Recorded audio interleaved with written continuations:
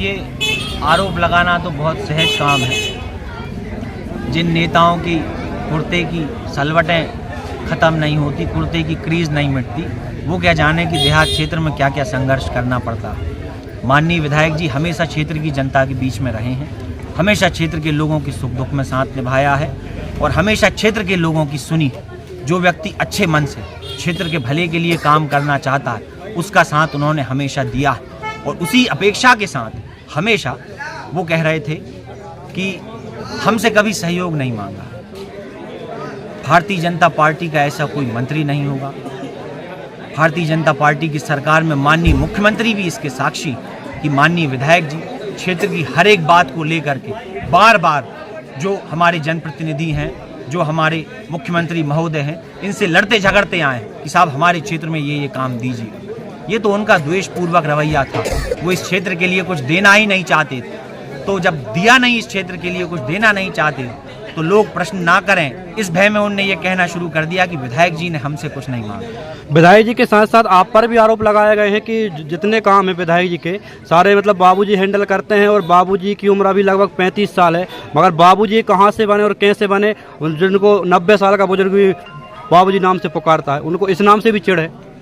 देखिए, एक तो मेरी उम्र अभी 32 साल है और दूसरी बात यह है कि बाबूजी जो है वो केवल एक नाम है। मुझे मेरे स्वर्गीय दादाजी, जब मेरा जन्म हुआ था, उस समय उनने प्रेम से बाबूजी कहना शुरू किया।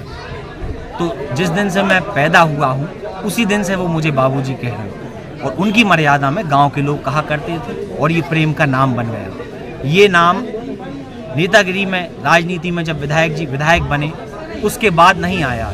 हमारे जो अपने थे, हमसे जो प्रेम करते थे, वो पहले से ही प्रेम से बाबूजी कहा करते थे।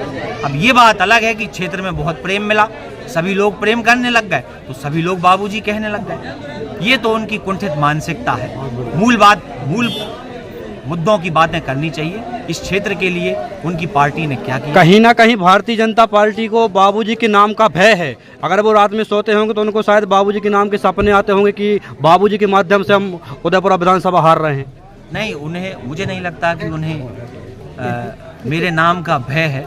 वो तो ये सोच करके चल रहे हैं कि चूँकि मेरा मूल नाम नरेंद्र है तो भारतीय जनता पार्टी के प्रत्याशी भी ये सोचते हैं कि इनके ही नाम से हमें 1000-2000 वोट प्लस हो जाए। तो भय का तो कोई काम नहीं। हमसे कभी किसी का बुरा नहीं होगा और न हम ईश्वर से चाहते कि कभी किसी का बुरा हो, लेकिन क्षेत्र में हम लोग अपनी बातों को लेकर के चल रहे हैं और जनता का अभूतपूर्व आशीर्वाद माननीय विधायक जी को मिल रहा है। जो उन्होंने क्षेत्र में मेहनत की है, जो उन्होंने क्षेत्र के लोगों के साथ आत्मीय संबंध बनाए हैं, उसका अभूतपूर्व आशीर्वाद माननीय विधायक जी को मिल रहा है और वो एक बहुत बड़े विशाल जनसमूह के आशीर्वाद के साथ बड़ी जीत की ओर अग्रसर है। भारतीय जनता पार्टी तो कह रही है कि कांग्रेस पार्टी मुश्किल से 50 सीटें मध्य प्रदेश में जीत पाएगी। ये तो भारतीय जनता पार्टी इसके अतिरिक्त और कह क्या सकती है। जहां उनका भय इसी से साफ साफ दिखाई देता है कि कई केंद्रीय मंत्रियों को उन्होंने मैदान में उतार दिया, कई ऐसे लोगों को मैदान में उतार दिया जिससे लोगों को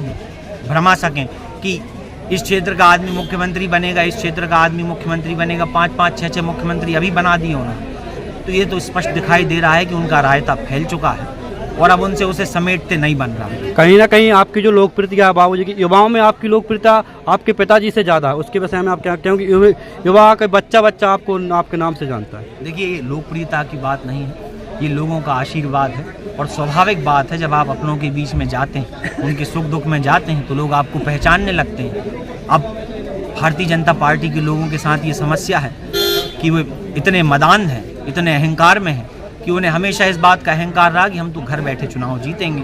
इस बार घर बैठ नहीं पा रहे हैं, बार बार घूमना पड़ रहा है, तो उनकी कुंठा इन सब बातों से निकलती है। धन्यवाद।